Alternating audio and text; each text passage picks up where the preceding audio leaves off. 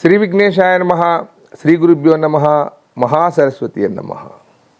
నమస్కారం అండి.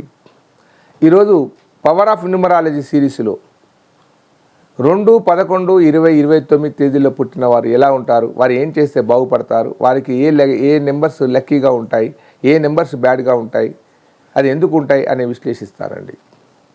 ఈ 2, 11, 20, 29 తేదీల్లో పుట్టిన వారిని దాన్ని మూన్ నెంబర్ అంటారు, చంద్ర సంఖ్య అంటారు.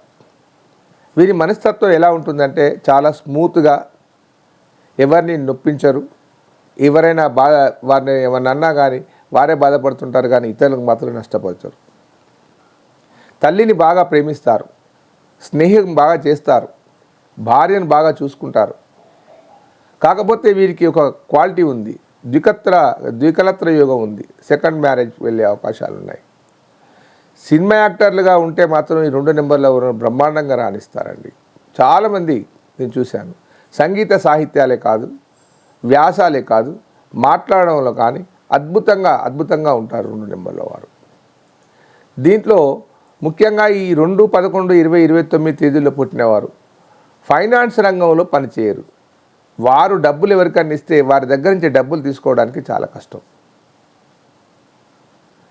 వీరే భయపడుతూ ఉంటారు అడగడానికి, అయ్యో వారు ఏమనుకుంటారో అనుకుంటూ ఉంటారు. అలాంటి వ్యాపారాలు చేయకపోవడమే మంచిది.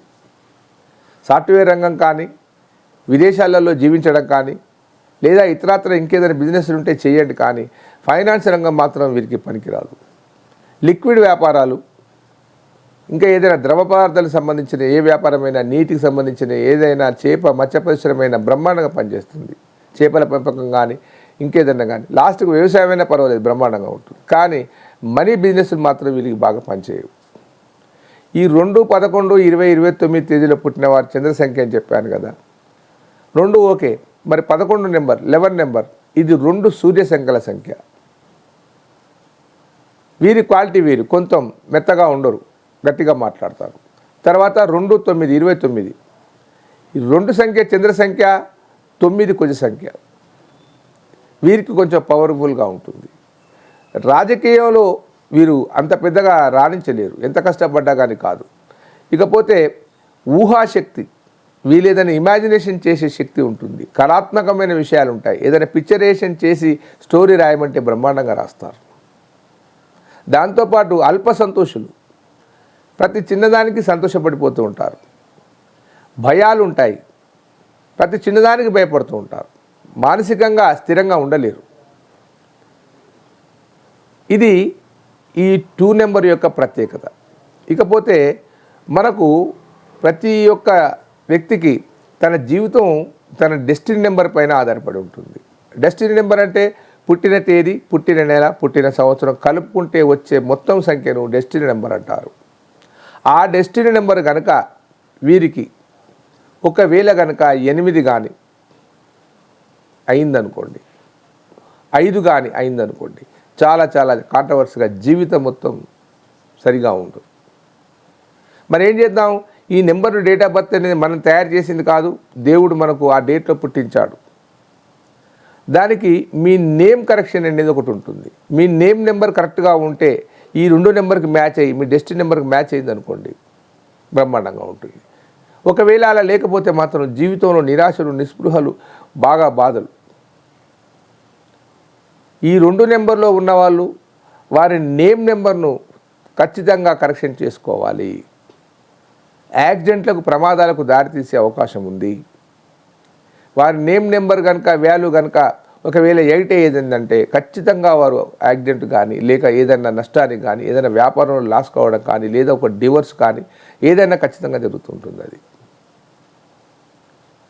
వీరికి కళాత్మకమైన విషయాలే కాకుండా భార్యాభర్తల మధ్య అనురాగం కూడా బాగా ఉంటుంది. అదే కనుక దానికి డెస్టినీ నెంబర్ 8 అయింది అనుకోండి, భార్యాభర్తల మధ్య గొడవలు అవుతుంటాయి, సమస్యాత్మకంగా మారిపోతుంది.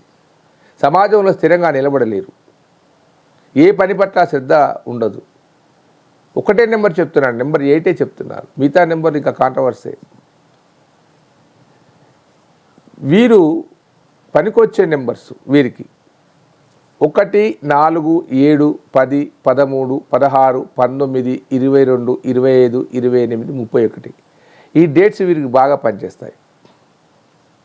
వీరు ధరించవలసిన రత్నం ఏమిటి?